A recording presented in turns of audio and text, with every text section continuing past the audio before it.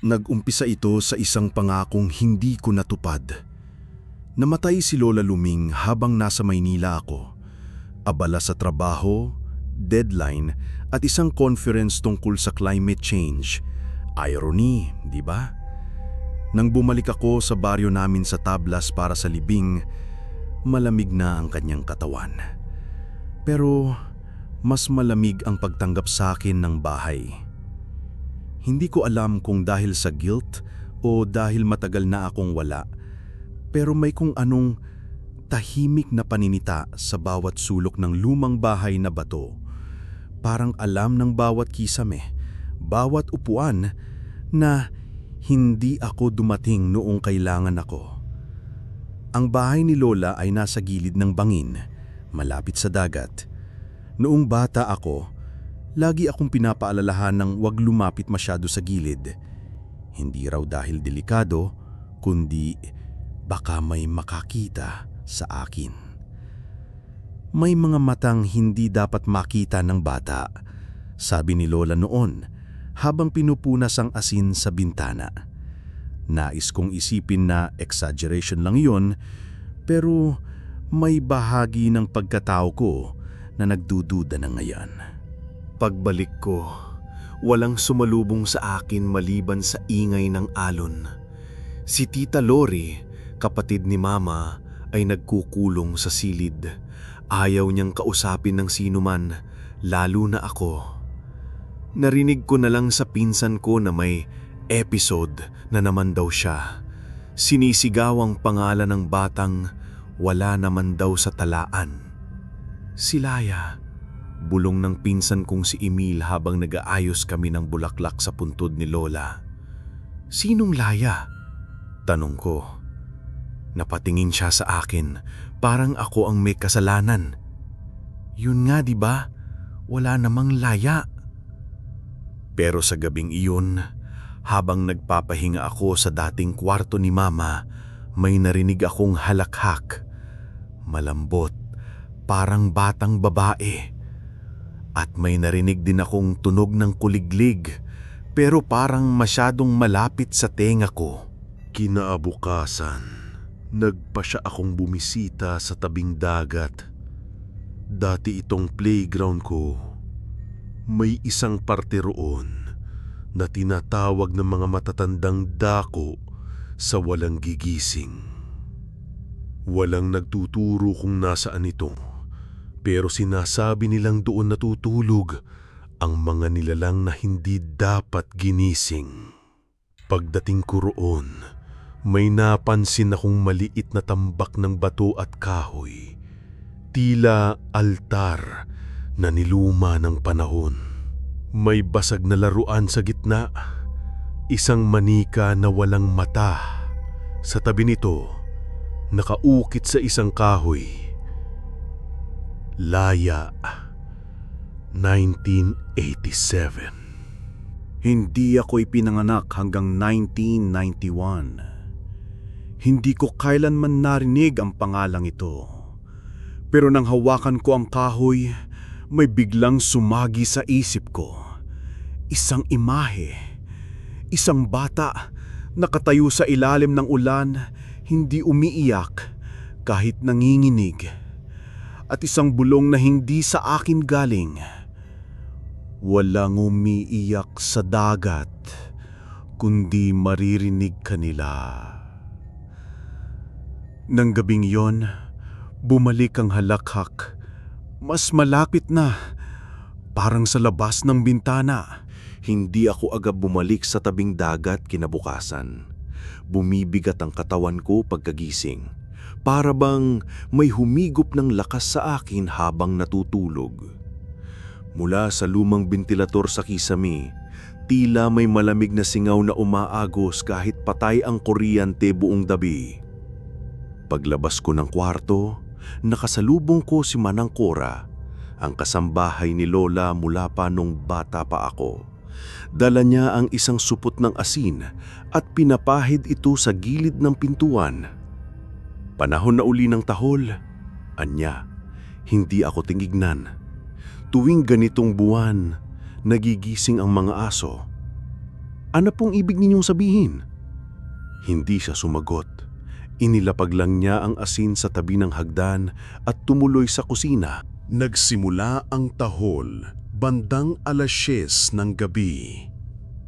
Una, isa lang, yung asong puti ni Mang Celso sa kanto. Tapos, sumunod-sunod na. Parang may pinapaikot sila. Isang ingay na umiikot sa baryo, paunti-unting papalapit, tulad ng alon, pero tahol ng takot. Tumigil ako sa pagbabasa ng lumang diary ni Mama. Nakita ko ito sa isang baul sa ilalim ng kama. Puro sulat kamay, mahirap basahin, pero malinaw ang petsa sa isang pahina. Setyembre 11, 1987. Si Laya ay hindi umiiyak kahit itulak. Hindi umiiyak kahit maggalit si Lola. Hindi umiyak kahit nasa ilalim na siya ng mesa habang umiilaw ang kidlat. Sa labas, mas lumalakas ang tahol. Tumayo ako para silipin sa bintana, pero agad akong umatras. Nakaapak ang mga aso sa harapan ng bahay. Hindi sila tumatahol sa loob ng bahay, kundi papalabas. Parang may gusto silang pigilin o paalalahanan. Tumigil ang mga aso sabay-sabay. Ang tahimik pagkatapos ay mas masama sa ingay. Tinignan ko ang diary. May sumunod pang linya sa sulat ni Mama. Malabo ang tinta pero mababasa pa. Hindi nila tayo pwedeng makita habang umiiyak. Kaya si Laya, si nanay ni Lola, hindi siya natutong umiyak. May kaluskos sa ilalim ng kama. Nakaangat ng bahagya ang kutsyon. Parang may gumapang. Napalingon ako. Isang maliit na manika na walang mata. Hawak-hawak ko na. Hindi ko maalalang kinuha ko ito. Kinabukasan, si Emil ang bumisita. Bakit may asin sa labas ng bintana nyo? Tanong niya. Napakamot ako sa ulo. Si Manang Cora, panahon na raw ng tahol. Napatahimik siya, tumingin sa lupa.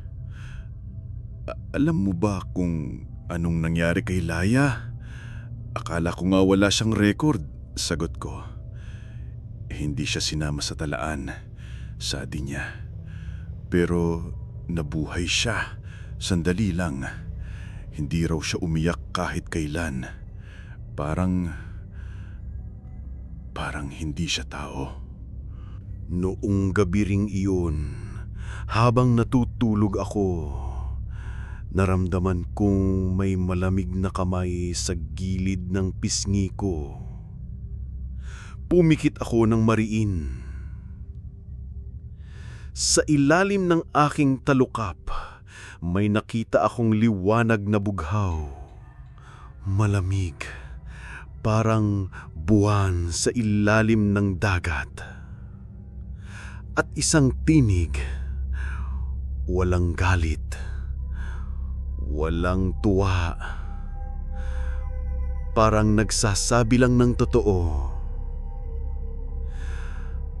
Bata akong hindi pinangalanan, kaya hindi nila ako matanggal sa alaala. Noong sumunod na araw, dumiretso ako sa lumang simbahan sa dulo ng baryo. Nandoon si Father Rico, matanda na, halos hindi na makalakad pero buhay pa rin. Siya ang nagbinyag sa akin, sabi ni Mama noon.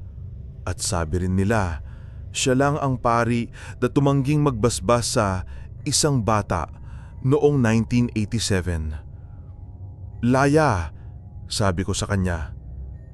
Nanlamig ang kanyang kamay habang nag-aabot ng bendisyon. Nang kanino mo narinig yung pangalan na yan?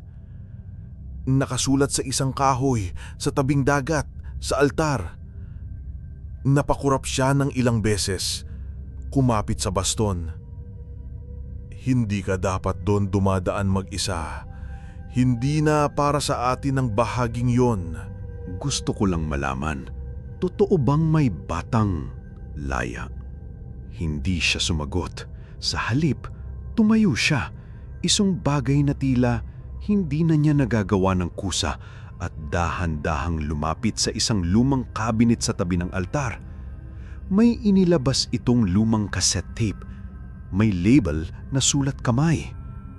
Pag-iyak, huwag pakinggan, malakas.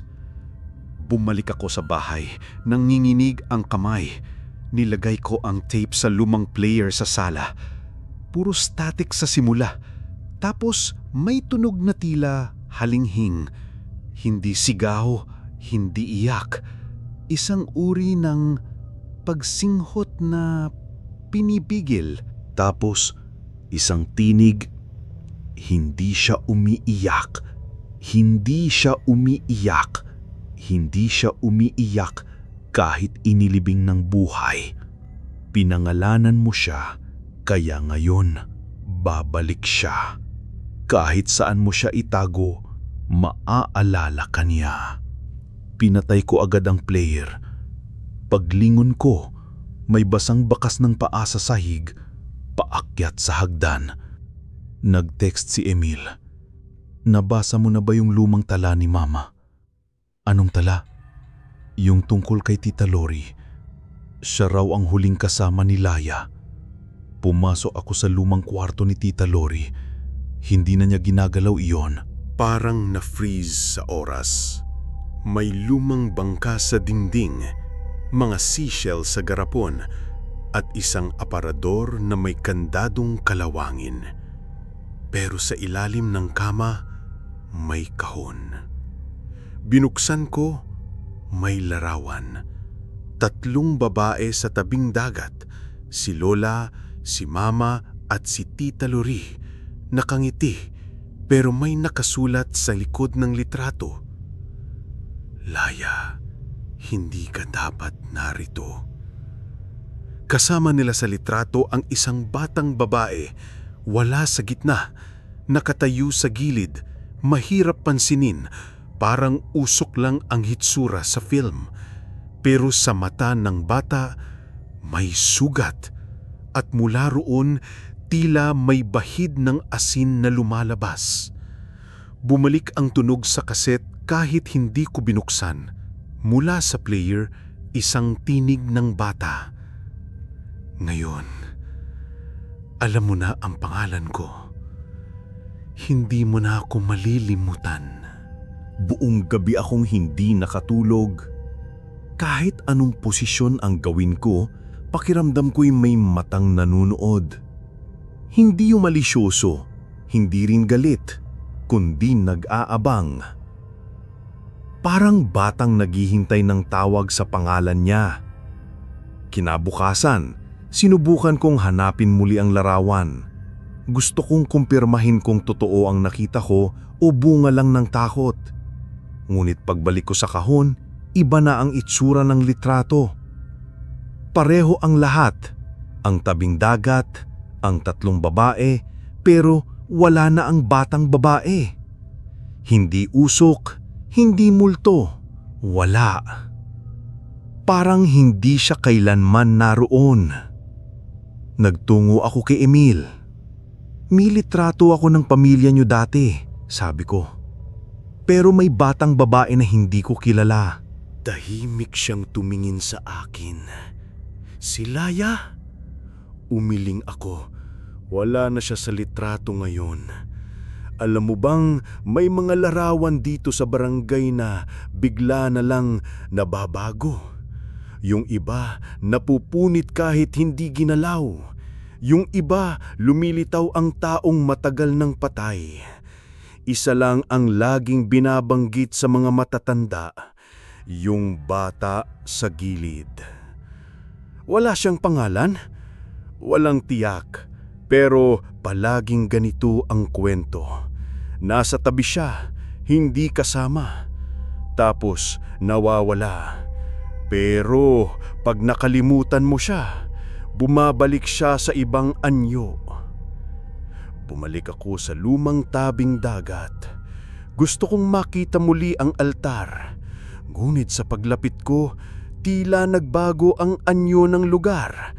Ang mga punong dating pino at tuyot ngayon ay luntiang-luntiang pero hindi natural. Parang may ibang hangin na dumaan. Ang tubig dagat ay hindi asul, kundi maputlang abo. At sa gitna ng altar may nakapatong na bagong larawan. Ako, sa gilid ko bahagyang nakalutang. Isang batang babae na hindi malinaw ang muka pero kita ang mata. Maputla, nakatingin sa akin habang ako sa litrato ay parang tulog. Sa pagbabalik sa bahay, sinalubong ako ni Manang Cora. Huwag mo nang balikan ng altar. Ani niya. Minsan, may mga lugar na ginagawa lang para mapansin ng hindi dapat mapansin. Bakit may larawan ko roon? Hindi siya sumagot. Sa halip, inabot niya ang isang lumang kahon. Sa loob nito, maraming mga lumang instant photo. Karamihan faded. Pero isa ang malinaw. Ako, hawak ang manikang walang mata. Hindi ko maalalang kinunan ako ng ganito. Bulong ko. Hindi mo nga naaalala. Sagot niya, malamig ang tinig.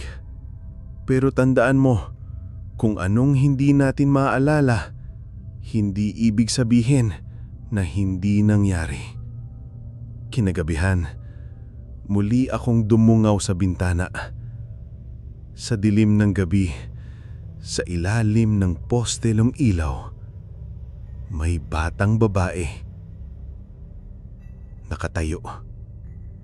Basang-basa, tila bagong ahon. Wala pa ring mata, pero nakangiti.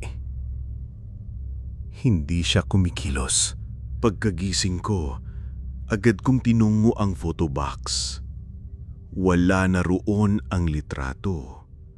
Ni isa.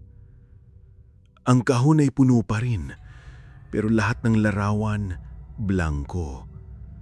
Hindi faded, hindi punit, kundi literal na wala ng imahe. Parang binura. Parang ayaw na nilang maalala. Tumawag ako kay Mama sa Canada. Mama, tanong ko, kilala mo ba si Laya? Saglit na katahimikan. Hindi ko alam kung sino yan. Matigas niyang sagot. Bakit mo natanong? May mga litrato ako dito sa lumang bahay. Kasama ka. Kasama si Lola at may batang babae. Wala kaming kapatid na babae, putol niya. Lori lang ang kapatid ko at hindi ka dapat nagtatanong tungkol sa mga di totoo. Napansin ko ang bahagyang panginginig sa tinig niya. Hindi galit, takot. Noong hapon, dumalaw ako kay Tita Lori. Siya lang ang naiwan sa barangay na nakatira malapit pa rin sa lumang dampa nila. Inabutan ko siyang nakaupo sa sahig ng kusina, nakatitig sa isang lumang hikaw.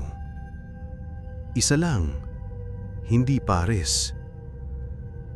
Gusto mong malaman ng totoo? Tanong niya nang makita ako. Tumanggo ako. Hindi mo siya dapat tinawag. Kahit sa isip lang. Pero, totoo siya, di ba? May batang Laya talaga. Kung sasabihin kong totoo siya, maniniwala ka na. At pag naniwala ka na, sa susunod, ikaw na ang hihingan niya ng pangalan.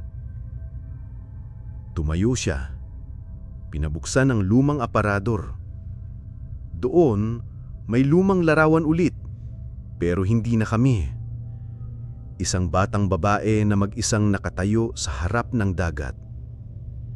Sa likod ng litrato, wala kaming maalala, pero siya hindi nakakalimot. Siya ang nag-iisa sa amin na walang record. Walang birth certificate, walang baptism, walang libing. Pero lahat kami may alaala sa kanya kahit saglit. Bakit kayo tumigil sa pagkwento tungkol sa kanya? Dahil nang minsan siyang mabanggit sa harap ng luma naming alurod, bumukas ito at mula roon may lumabas na tubig na amoy asin. Sa gitna ng tagtuyot, sa aking pag-uwi, naabutan ko si Manang Cora sa may hagdan. Naninginig, hawak-hawak ang rosaryo. Hindi lang pangalan ang binibigkas.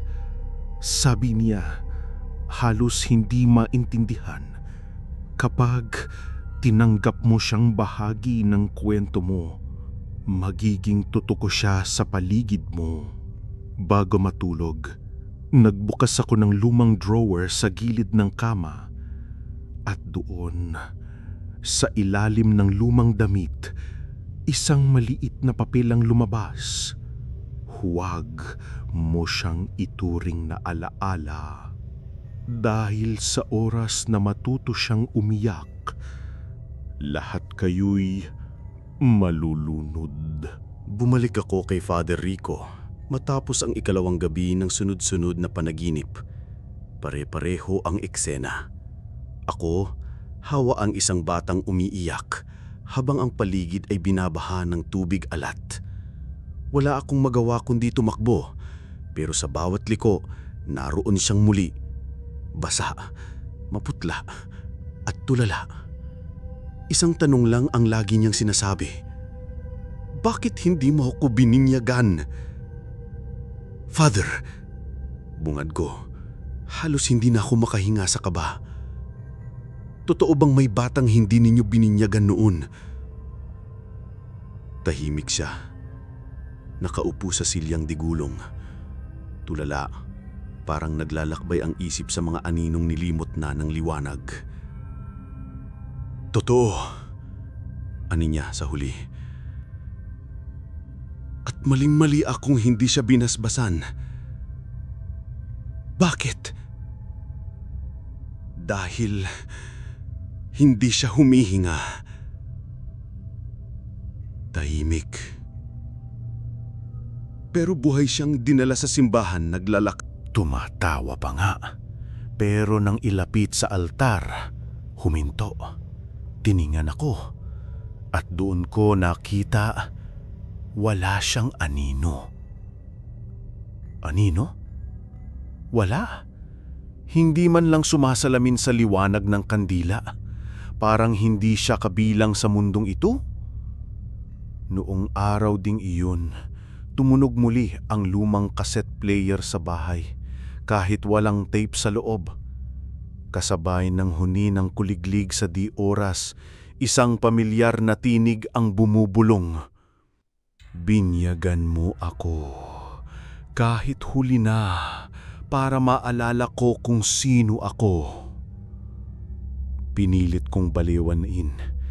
Lumabas ako para magpahangin. Pero sa labas ng bahay, nakita ko ang posporo. Luma, kahoy. Isa lang ang nakasinding stick at mula sa dulo nito, isang patak ng tubig ang bumagsak sa lupa. Sa lupaing tuyo, nagmarka ang patak, hindi parang tubig, kundi parang sugat. At mula roon, isang amoy, hindi insenso, hindi bulaklak, kundi amoy ng sariwang inilibing. Kinagabihan, tinawagan ako ni Emil. Bro, Aninya, alam mo bang walang record ng binyag si Mama? Natahimik ako. Ni si Lola, ni si Lori. Sa aking pag-iisa, pinilit kong alalahanin ang sinabi ni Tita Lori. Kapag hindi mo siya kinilala, magpapakilala siya sa paraang na hindi mo matatanggihan. Bumaba ako sa bodega. Luma na, may amoy amag. May tunog lang tubig na tumutulo kahit walang gripo. Sa dulo, isang lumang batiya ang nakapwesto.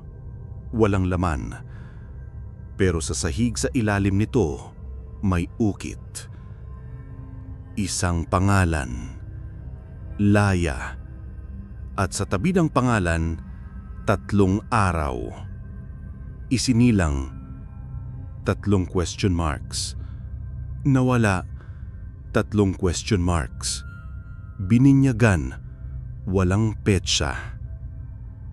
Biglang nagpatay-sindi ang ilaw. Nag-iisa ako, pero may tunog ng yabag pababa ng hagdan.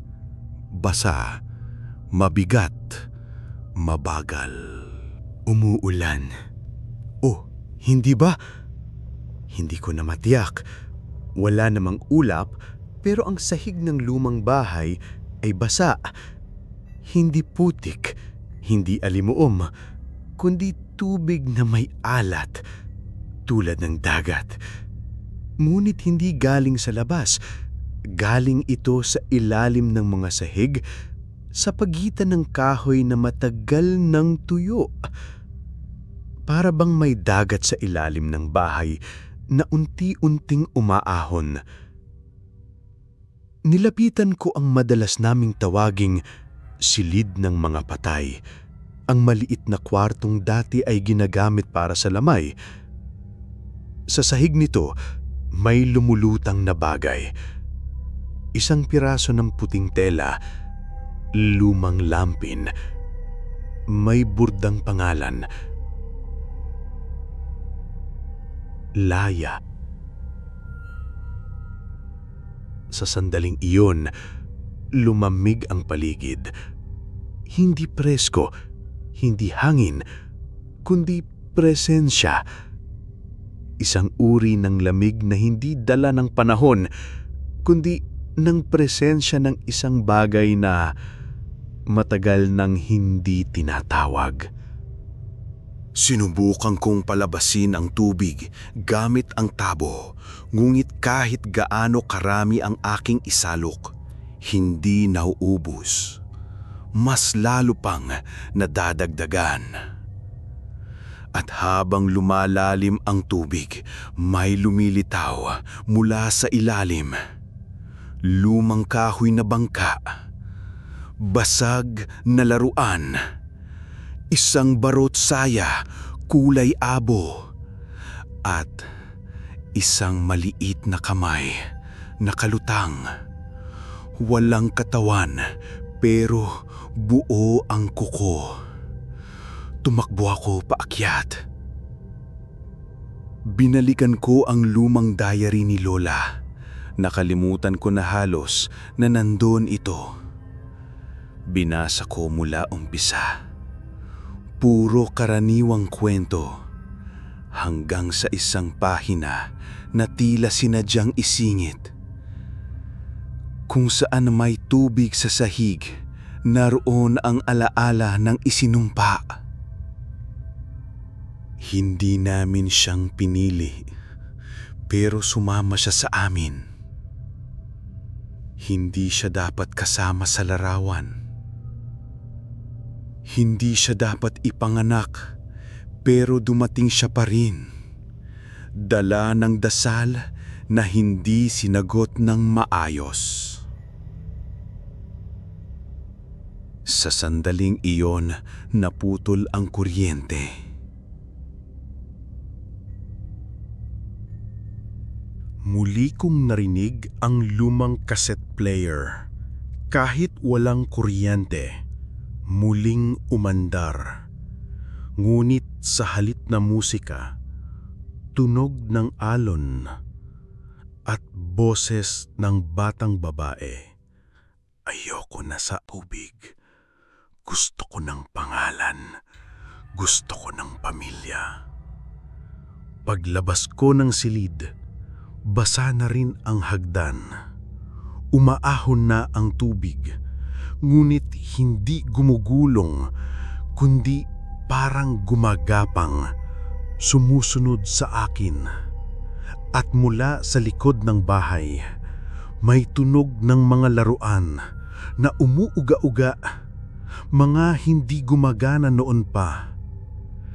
Tila may batang naglalaro kahit wala kang makita. Sa labas, tinawag ako ni Manang Cora. Hawak niya ang isang lumang palaspas, pinatuyo sa ilalim ng araw. Binuhusan niya ito ng asin. Sarahan mo na ang bahay, hindi ka na bisita riyan. Bakit? Kasi hindi ka rin taga rito. Pero ako ang apo ni Lola. Tama, pero siya, ang batang yon, siya ang nanatili. At kung sino man ang nanatili, siya ang nagmamay-ari. Bumalik ako sa loob. Ang tubig ay hanggang tuhod na. Sa ilalim ng mesa, may umuusal ng dasal. Mahina, pabulong, hindi ko maintindihan. Dila ng bata parang binibigka sa salitang luma o gawa-gawa. At sa kisame, nakasulat sa asin, hindi ako lumubog, naiwan lang ako sa ilalim. Umuulan na talaga ngayon. Walang buhos, walang kulog, pero ang hangin ay amoy asin at ang ulan ay malagkit, parang piniga mula sa basang sapot ng lumang panaginip. Ang tubig sa bahay ay hindi na umaagos, hindi rin lumalalim. Huminto ito, saktong hanggang sa ilalim ng dibdib. Parang naghihintay. Tinangka kong tumakas pero ang pinto ay ayaw bumukas. Pati ang mga bintana, hindi sira, hindi rin kandado. Pero ang kahoy ay parang humihinga, parang buhay, parang ayaw akong paalisin. Sa salamin ng lumang aparador, nakita ko ang sarili ko. Basa. Pagod. At sa tabi ko, isang bata. Pilit niyang hinahawakan ang kamay ko. Walang mukha, pero may mata. Maliliit, maitim, malungkot. Sa kisame, may bumukas na siwang. Hindi ko nakita kung paano. Mula roon, bumagsak ang isang bagay. Lumang manika, puno ng lumot, at sa leeg nito may nakasabit na papel. Ako si Laya. Ako ang hindi pinapasok. Ako ang hindi pinaniniwalaan. Sa banyo, mula sa lumang bukas ng floor drain, may marahang boses. Patuluyin mo ako kahit minsan lang. Pangalan lang, yun lang ang kailangan. Naisip ko, baka totoo nga ang lahat. Baka hindi na ito basta memorya. Hindi na lamang kasaysayan. Baka hindi lang siya ang multo. Baka siya ang naging anyo ng lahat ng tinanggihan ng pamilyang ito. Tumunog ang cellphone ko. Walang signal, pero may voicemail. Galing kay Emil. Nanginginig ang boses niya. Bro, nakikita ko na siya. Sa may likod bahay, hindi siya kumikibo. Pero sa tuwing pinipikit ko ang mata ko, mas lumalapit siya. At kanina lang, narinig ko si Mama, pero matagal na siyang patay. Putol ang mensahe. Sa kusina, may tunog ng kutsara sa pinggan. Parang may kumakain. Pagsilip ko, walang tao. Pero may isang pinggang may lamang asin. At sa gitna, may maliit na puting kamay na gumuhit ng bilog. Sa dingding, lumilitaw na ang mga basang marka ng kamay. Maliit, bata.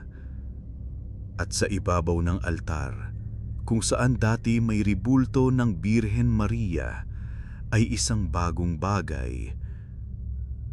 Lumang larawan.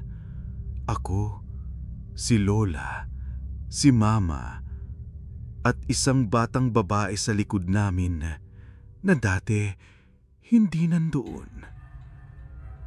Ngayon, naroon na siya. Sumigaw ako. Walang tunog. Basa na ang lalamunan ko. Hindi ng laway, kundi ng tubig alat. At sa dulo ng hallway, nakita ko siya. Buo na. Basa pa rin. Suot ang lumang lampin na may burda ng sariling pangalan. Ngunit wala na ang lungkot sa mata niya. Pinalitan ito ng isang bagay na mas malalim. Pagkilala. Pinapasok mo na rin ako. Bulong niya. At sa sandaling iyon, bumukas ang lahat ng pinto. Hindi para palabasin ako, kundi para papasukin siya. Hindi ako makagalaw. Ang tubig ay hindi na malamig. Mainit na. Parang dugo. Parang nanlilimahid na alaala. Gumagapang ito hindi lang sa balat, kundi sa ilalim nito. Parang may humihina sa loob ko na hindi ako. Sa salamin, hindi ko na makilala ang sarili ko. May guhit sa leg ko, manipis, mapula. Parang sulat na unti-unting sumusulpot sa ilalim ng balat. Nang punasan ko, hindi ito nawala. Sa halip, naging malinaw. L-A-Y-A.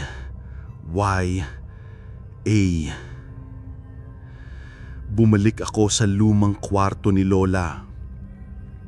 Doon, sa ilalim ng lumang banig, may kahon.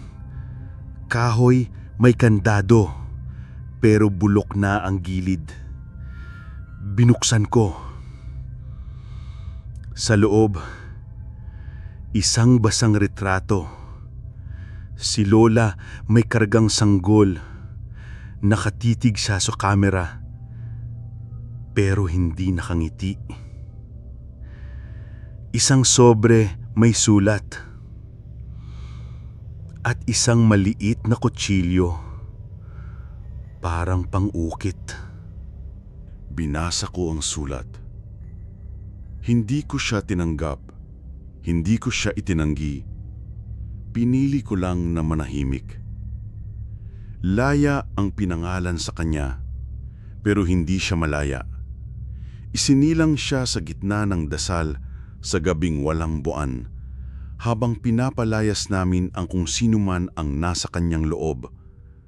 Pero baka hindi siya sinasaniban, baka siya mismo ang pabalik. Habang binabasa ko ang sulat, naramdaman ko ang mga kuko ko naninipis, nanlalamig. Hindi sakit ang dala nito, kundi alaala. Naaalala ko, bilang bata, may kausap ako lagi sa ilalim ng mesa. Babaeng bata, mahilig sa asin, mahilig sa kwento, pero walang pangalan. Bawal daw siyang pangalanan, sabi ni Mama. Pero binigyan ko siya ng sarili kong pangalan. Laya. Ngayon, unti-unti kong natatandaan ang larong madalas naming gawin noon. Palitan ng katawan. Ako raw ang magpapatunoy. Siya raw ang magbabantay. At sa huling ulit naming maglaro, sinabi niya, "Balang araw, ipapasuot ko ulit ang balat ko sa iyo." Akala ko, laro lang.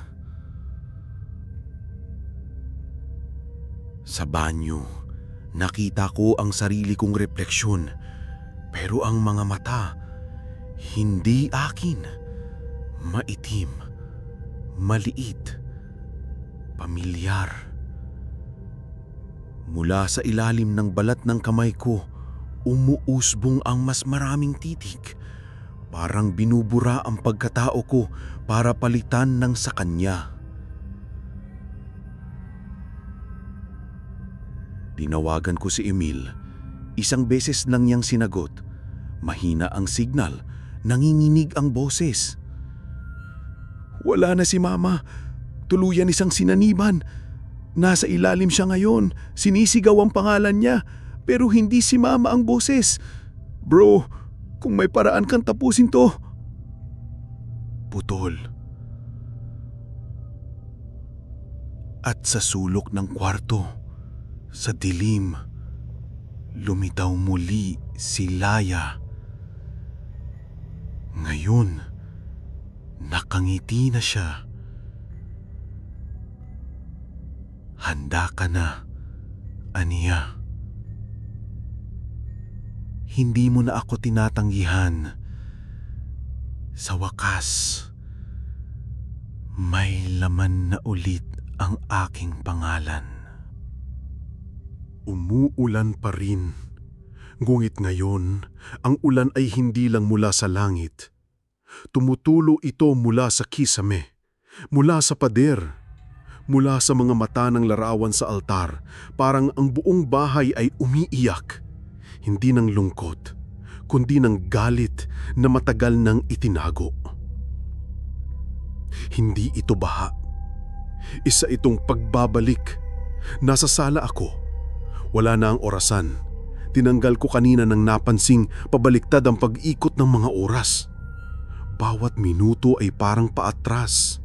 Bawat saglit ay pasalubong sa isang bagay na ayaw nang maghintay.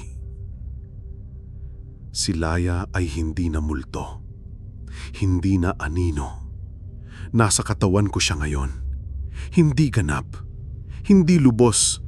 Kungit sapat upang hatakin ako pababa, palalim, paatras, sa mga panahong pinili naming limutin siya. Hindi mo ako sinira, Aninya. Tinanggal mo lang ako sa kwento. Nasa ilalim ng bahay ang huling palatandaan. Lumang hukay, tinambakan ng semento at asin. Mula roon, umuusbong ang tubig. Mula roon, naririnig ko ang iyak ng sanggol na walang pangalan. O baka dati may pangalan siya. Hanggang pinutol ng dasal, ng hiya, ng takot. Hanggang naging alamat niya lang siya. Hanggang naging ako. Tumayo ako sa harap ng hukay. Hawak ko ang lumang kutsilyo mula sa kahon. Alam ko na ang hinihingi. Isang alay. Hindi ng dugo, kundi ng alaala. Isang pagsuko ng pangalan, hindi para sa kanya, kundi para sa amin. Sa unang hiwa sa palad ko, umagos ang tubig mula sa hukay. Hindi putik, hindi dugo, kundi asin. Sa pangalawang hiwa, dumilimang paligid. Hindi gabi, kundi dilim ng panahong ayaw kilalanin. Sa pangatlo, narinig ko ang kanyang tinig sa loob ng utak ko. Hindi ako babalik para manakot. Nandito ako para maalala. Sa kisame, Pader, sahig, unti-unting lumilitaw ang kanyang pangalan. Hindi sa tinta, Hindi sa dugo, kundi sa asin na sumisipsip mula sa mismong mga buto ng bahay. Laya! Mula sa ilalim ng kwarto, mula sa loob ng aparador, mula sa loob ko. Pagmulat ko, tahimik na ang lahat. Wala ng tubig, wala ng ulan. Nasa sala ako, basa pa rin pero magaan. Walang multo, walang bulong, walang galit. Tanging larawan na lang ni Lola sa altar. Mag-isa na siya. Sa huling pagtingin ko sa salamin, ako pa rin ito. Ngunit sa ilalim ng balat ko, alam kong may pangalan ng nananahan. Hindi upang agawin ako, kundi upang ipaalala na hindi lahat ng nakalimutan ay nawawala. Ngayon, tuwing gabi bago matulog, binubuksan ko ang bintana. Inalalagay ko ang platiyo ng asin sa gilid ng kama, hindi bilang proteksyon, kundi bilang paanyaya. Kung sakaling bumalik siya muli, handa na akong makinig.